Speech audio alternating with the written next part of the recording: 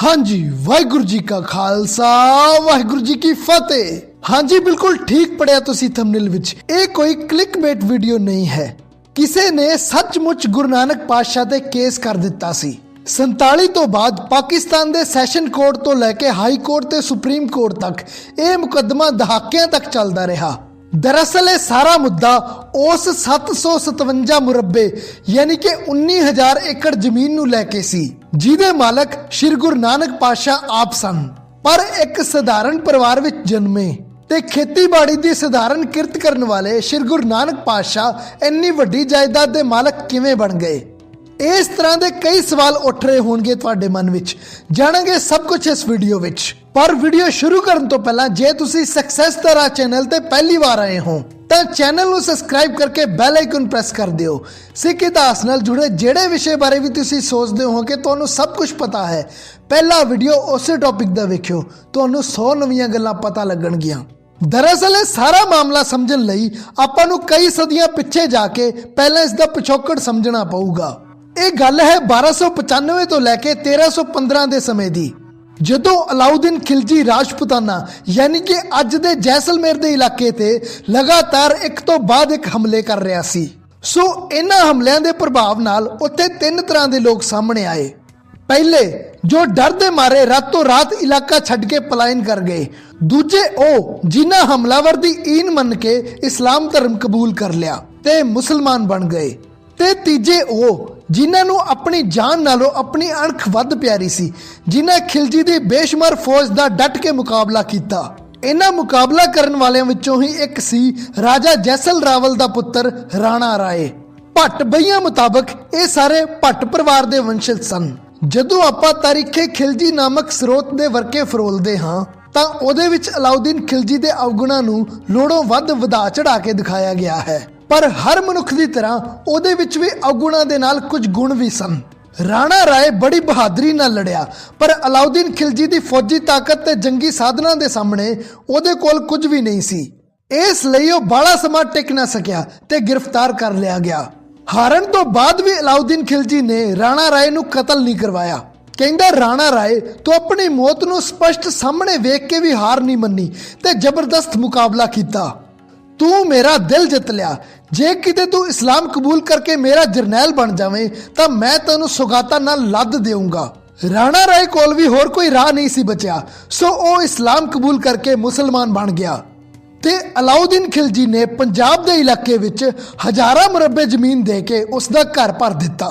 भट्ट बईयां मुताबक राणा राय दे इस भट्ट परिवार नूं जिथे जिथे भी जमीन दिती गई, जिवें जिवें परिवारक पीढ़ियां अगे वधियां उन्होंने उत्थे उत्थे जाके अपने नाम तो पिंड वसाए। भट्टी वंड अज दा नाम बठिंडा, भट्टीवाला अज दा नाम बटाला, भट्टी वड अज दा नाम पट्ठे वड। ते उस समय जेड़ा सब तो वड्डा नगर वसाया गया सी उसका नाम सी रायपुरा या फिर राय भोए दी तलवंडी। तल मतलब के जमीन यानी कि राय नूं जेड़ी जमीन वंड विच आई। ਤੇ ਇਹ ਰਾਣਾ ਰਾਏ ਜਦੋਂ ਰਾਏ ਭੋਏ ਦੀ ਤਲਵੰਡੀ ਆ ਕੇ ਵਸਿਆ ਤਾਂ ਉੱਥੇ ਰਾਜਪੂਤਾਨਾ ਵਿੱਚ ਆਪਣੀ ਜ਼ਮੀਨ ਦਾ ਲੇਖਾ ਜੋਖਾ ਸੰਭਣ ਵਾਲੇ ਸ਼ਿਵ ਨਾਰਾਇਣ ਨੂੰ ਵੀ ਇੱਥੇ ਆਪਣੇ ਨਾਲ ਹੀ ਲੈ ਆਇਆ। ਸਮਾਂ ਆਪਣੀ ਚਾਲ ਚੱਲਦਾ ਰਿਹਾ ਤੇ ਹੁਣ ਰਾਣਾ ਰਾਏ ਦੀ ਪੀੜ੍ਹੀ ਚੋਂ ਅੱਗੇ ਚੱਲ ਕੇ ਰਾਏ ਬੁਲਾਰ ਇਸ ਇਲਾਕੇ ਦਾ ਮੁਖੀ ਬਣਿਆ ਤੇ ਸ਼ਿਵ ਨਾਰਾਇਣ ਦੀ ਪੀੜ੍ਹੀ ਚੋਂ ਅੱਗੇ ਚੱਲ ਕੇ ਹੁਣ ਕਲਿਆਣ ਦਾਸ ਬੇਦੀ ਇਹਨਾਂ ਦੀ ਜ਼ਮੀਨ ਦਾ ਹਿਸਾਬ ਕਿਤਾਬ ਰੱਖਦੇ ਹਨ। ਇਹ ਕਲਿਆਣ ਦਾਸ ਬੇਦੀ ਉਹੀ ਹਨ ਜਿਨ੍ਹਾਂ ਨੂੰ ਆਪਾਂ ਮਹਿਤਾ ਕਾਲੂ ਜੀ ਦੇ ਨਾਮ ਨਾਲ ਧੰਨ ਧੰਨ ਸ਼੍ਰੀ ਗੁਰੂ ਨਾਨਕ ਦੇਵ ਜੀ ਦੇ ਪਿਤਾ ਦੇ ਰੂਪ ਵਿੱਚ ਜਾਣਦੇ ਹਾਂ। ਦਰਅਸਲ ਮਹਿਤਾ ਅੱਜ ਕੱਲ ਦੇ ਕੰਨਗੋ ਵਰਗਾ ਇੱਕ ਅਹੁਦਾ ਹੁੰਦਾ ਸੀ ਜਿਹਦੇ ਥੱਲੇ ਕਈ ਪਟਵਾਰੀ ਕੰਮ ਕਰਦੇ ਸਨ, ਜੋ ਰਾਜੇ ਦੇ ਜ਼ਮੀਨੀ ਕਾਰੋਬਾਰ ਦਾ ਸਾਰਾ ਹਿਸਾਬ ਕਿਤਾਬ ਰੱਖਦਾ ਸੀ। ਇਸੇ ਰਾਏ ਬੁਲਾਰ ਨੇ ਹੀ ਆਪਣੇ 1520 ਮੁਰੱਬਿਆਂ ਚੋਂ 757 ਮੁਰੱਬੇ ਜ਼ਮੀਨ ਗੁਰੂ ਸਾਹਿਬ ਜੀ ਦੇ ਨਾਮ ਭੇਟਾ ਕਰ ਦਿੱਤੀ ਸੀ। ਉਹਨਾਂ ਸਮੇਂ ਵਿੱਚ ਜੋ ਸਰਕਾਰੀ ਕਰੰਸੀ ਚੱਲਦੀ ਸੀ ਉਹਦੇ 9,999 ਰੁਪਈਆ ਜਿੰਨੀ ਆਮਦਨ ਸਾਲਾਨਾ ਇਸ ਜ਼ਮੀਨ ਤੋਂ ਹੁੰਦੀ ਸੀ, ਜੋ ਅੱਜ ਦੇ ਕਰੋੜਾਂ ਰੁਪਈਆ ਦੇ ਬਰਾਬਰ ਹੈ। ਯਾਦ ਰਵੇ ਕਿ ਇਹ ਉਹੀ ਦੌਰ ਹੈ ਜਦੋਂ ਸ਼੍ਰੀ ਗੁਰੂ ਨਾਨਕ ਦੇਵ ਜੀ ਨੂੰ 20 ਰੁਪਏ ਦੇ ਕੇ ਵਪਾਰ ਖੜਾ ਕਰਨ ਲਈ ਭੇਜਿਆ ਗਿਆ ਸੀ। ਪਰ ਗੁਰੂ ਸਾਹਿਬ ਜੀ ਨੇ ਕਦੀ ਉਸ ਜ਼ਮੀਨ ਵਿੱਚੋਂ ਇੱਕ ਪੈਸਾ ਵੀ ਆਪਣੀਆਂ ਨਿੱਜੀ ਲੋੜਾਂ ਲਈ ਵਰਤੋਂ ਵਿੱਚ ਨਹੀਂ ਲਿਆਂਦਾ। ਇਹ ਸਾਰਾ ਧਨ ਗਰੀਬਾਂ ਤੇ ਜ਼ਰੂਰਤਮੰਦਾਂ ਦੀ ਮਦਦ ਵਿੱਚ ਵਰਤਿਆ ਜਾਂਦਾ ਸੀ ਤੇ ਜਿਹੜੀ ਜ਼ਮੀਨ ਤੇ ਸਤਿਗੁਰ ਪਾਤਸ਼ਾਹ ਕਰਤਾਰਪੁਰ ਸਾਹਿਬ ਵਿਖੇ ਖੇਤੀ ਕਰਦੇ ਰਹੇ ਉਹ ਜ਼ਮੀਨ ਉਹਨਾਂ ਨੇ ਆਪ ਖਰੀਦੀ ਸੀ। ਪਰ ਸੋਚਣ ਵਾਲੀ ਗੱਲ ਹੈ ਕਿ ਜਦੋਂ ਇਸਲਾਮ ਦੇ ਮੰਨੇ ਪਰਮੰਨੇ ਫਕੀਰ ਮੌਜੂਦ ਸਨ, ਜਦੋਂ ਸੈयद ਮੀਰ ਅਹਿਮਦ ਤੱਕੀ ਵਰਗਾ ਇਸਲਾਮ ਦਾ ਚੋਟੀ ਦਾ ਫਕੀਰ ਇੱਥੇ ਲਾਹੌਰ ਵਿੱਚ ਹੀ ਬੈਠਾ ਸੀ, ਫਿਰ ਰਾਏ ਬੁਲਾਰ ਨੇ ਇਹ ਜ਼ਮੀਨ ਸ਼੍ਰੀ ਗੁਰੂ ਨਾਨਕ ਪਾਤਸ਼ਾਹ ਦੇ ਨਾਮ ਕਿਉਂ ਭੇਟਾ ਕੀਤੀ। ਦਰਅਸਲ 16 ਸਾਲ ਦੀ ਉਮਰ ਵਿੱਚ ਵਿਆਹੇ ਜਾਣ ਤੋਂ ਬਾਅਦ ਵੀ 41 ਸਾਲ ਦਾ ਹੋਣ ਤੱਕ ਰਾਏ ਬੁਲਾਰ ਦੇ ਘਰ ਕੋਈ ਸੰਤਾਨ ਨਹੀਂ ਸੀ। ਉਸਨੇ ਬੜੇ ਵੱਡੇ ਵੱਡੇ ਪੀਰਾਂ ਫਕੀਰਾਂ ਦੇ ਦਰ ਗਾ ਲਏ ਸਨ। ਉਸ ਸਮੇਂ ਗੁਰੂ ਨਾਨਕ ਪਾਤਸ਼ਾਹ ਦੀ ਕਿਰਪਾ ਸਦਕਾ ਉਹਦੇ ਘਰ ਪੁੱਤਰ ਪ੍ਰਾਪਤੀ ਹੋਈ ਸੀ। ਇਸ ਗੱਲ ਦਾ ਬੜਾ ਗਹਿਰਾ ਅਸਰ ਹੋਇਆ ਸੀ ਰਾਏ ਬੁਲਾਰ ਦੇ ਮਨ ਤੇ। ਇਸ ਤੋਂ ਇਲਾਵਾ ਇੱਕ ਦਿਨ ਜਦੋਂ ਰਾਏ ਬੁਲਾਰ ਆਪਣੇ ਇਲਾਕੇ ਦਾ ਗੇੜਾ ਕੱਟ ਕੇ ਆ ਰਿਹਾ ਸੀ ਤਾਂ ਗੁਰੂ ਸਾਹਿਬ ਮੱਝਾਂ ਚਰਾਉਂਦੇ ਚਰਾਉਂਦੇ ਦਰਖਤ ਦੇ ਥੱਲੇ ਲੇਟ ਕੇ ਆਰਾਮ ਕਰ ਰਹੇ ਸਨ। ਜਦੋਂ ਸੂਰਜ ਦੀ ਦਿਸ਼ਾ ਬਦਲਦੀ ਹੈ ਤਾਂ ਦਰਖਤਾਂ ਦੇ ਪਰਛਾਵੇਂ ਢਲ ਜਾਂਦੇ ਹਨ, ਪਰ ਜਿਹੜੇ ਰੁੱਖ ਥੱਲੇ ਸਤਿਗੁਰੂ ਪਾਤਸ਼ਾਹ ਲੇਟੇ ਸਨ ਉਹਦਾ ਪਰਛਾਵਾਂ ਉੱਥੇ ਦਾ ਉੱਥੇ ਹੀ ਖੜਾ ਸੀ। ਇਹ ਵੇਖ ਕੇ ਰਾਏ ਬੁਲਾਰ ਸਮਝ ਗਿਆ ਸੀ ਕਿ ਗੁਰੂ ਨਾਨਕ ਪਾਤਸ਼ਾਹ ਸੱਚਮੁੱਚ ਖੁਦਾ ਦਾ ਰੂਪ ਸਨ, ਜਿਨ੍ਹਾਂ ਤੇ ਕਾਲ ਤੇ ਸਮੇਂ ਦਾ ਕੋਈ ਅਸਰ ਹੀ ਨਹੀਂ ਹੁੰਦਾ ਸੀ। ਇਸੇ ਘਟਨਾ ਤੋਂ ਬਾਅਦ ਹੀ ਰਾਏ ਬੁਲਾਰ ਨੇ ਗੁਰੂ ਨਾਨਕ ਪਾਤਸ਼ਾਹ ਨੂੰ ਆਪਣੀ ਜਾਇਦਾਦ ਭੇਟਾ ਕਰਨ ਦਾ ਮਨ ਬਣਾ ਲਿਆ ਸੀ ਤੇ ਫਿਰ ਆਪਣੇ ਹਿੱਸੇ ਆਉਂਦੇ 1520 ਮਰਬਿਆਂ ਚੋਂ 757 ਮਰਬੇ ਯਾਨੀ ਕਿ ਲਗਭਗ 19,000 ਏਕੜ ਜ਼ਮੀਨ ਉਹਨੇ ਗੁਰੂ ਨਾਨਕ ਪਾਤਸ਼ਾਹ ਦੇ ਨਾਮ ਕਰ ਦਿੱਤੀ ਸੀ।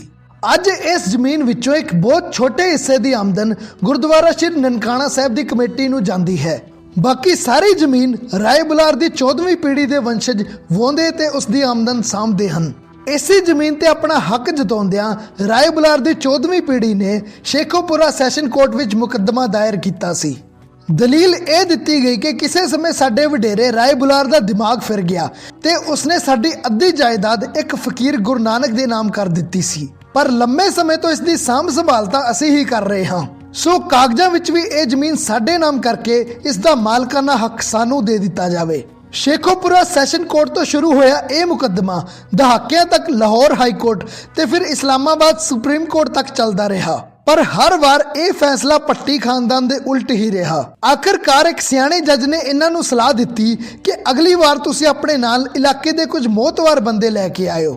ਮਿਲਣ ਤੇ ਜੱਜ ਨੇ ਸਮਝਾਇਆ ਕਿ ਤੁਸੀਂ ਜਿੰਨੀ ਵਾਰ ਮਰਜ਼ੀ ਅਪੀਲ ਕਰ ਲਓ, ਇਹ ਜ਼ਮੀਨ ਕਦੇ ਵੀ ਤੁਹਾਡੇ ਨਾਮ ਨਹੀਂ ਹੋ ਸਕਦੀ। ਤੁਹਾਡੇ ਵਡੇਰਿਆਂ ਨੇ ਆਪ ਇਹ ਜ਼ਮੀਨ ਸ਼੍ਰੀ ਗੁਰੂ ਨਾਨਕ ਪਾਤਸ਼ਾਹ ਦੇ ਨਾਮ ਕੀਤੀ ਸੀ, ਫਿਰ ਵੀ ਨਾ ਤਾਂ ਕਦੀ ਉਹਨਾਂ ਨੇ ਆਪ, ਨਾ ਕਦੀ ਉਹਨਾਂ ਦੇ ਪੁੱਤਰਾਂ ਨੇ ਤੇ ਨਾ ਹੀ ਸਿੱਖਾਂ ਨੇ ਇਸ ਜ਼ਮੀਨ ਤੇ ਆਪਣਾ ਹੱਕ ਜਤਾਇਆ। ਤੁਸੀਂ ਇਸ ਦੇ ਕਾਸ਼ਤਕਾਰ ਹੋ, ਇਹਦੀ ਵਾਹੀ ਕਰਕੇ ਆਮਦਨ ਲੈ ਸਕਦੇ ਹੋ ਤੇ ਲੈ ਵੀ ਰਹੇ ਹੋ, ਪਰ ਮੈਂ ਬਤੌਰ ਸੁਪਰੀਮ ਕੋਰਟ ਦਾ ਜੱਜ ਵੀ ਇਹ ਜ਼ਮੀਨ ਤੁਹਾਡੇ ਨਾਮ ਕਰਨ ਦਾ ਫੈਸਲਾ ਨਹੀਂ ਦੇ ਸਕਦਾ। ਇਹ ਜ਼ਮੀਨ ਸ਼੍ਰੀ ਗੁਰੂ ਨਾਨਕ ਪਾਤਸ਼ਾਹ ਦੇ ਨਾਮ ਹੀ ਬੋਲਦੀ ਹੈ ਤੇ ਉਹਨਾਂ ਦੇ ਨਾਮ ਤੇ ਹੀ ਰਹੂਗੀ। ਜੱਜ ਸਾਹਿਬ ਦੀ ਇਹ ਸਲਾਹ ਸੁਣਨ ਤੋਂ ਬਾਅਦ ਆਖਰਕਾਰ ਪੱਟੀ ਖਾਨਦਾਨ ਦੇ ਦਿਮਾਗ ਵਿੱਚ ਗੱਲ ਪੈ ਹੀ ਗਈ ਤੇ ਉਹਨਾਂ ਨੇ ਆਪਣਾ ਕੇਸ ਵਾਪਸ ਲੈ ਲਿਆ। ਸੋ ਇਹ ਸੀ ਗੁਰੂ ਨਾਨਕ ਪਾਤਸ਼ਾਹ ਨਾਲ ਜੁੜਿਆ ਹੋਇਆ ਉਹ ਇਤਿਹਾਸ ਜੋ ਸ਼ਾਇਦ ਤੁਹਾਨੂੰ ਨਹੀਂ ਪਤਾ ਹੋਊਗਾ।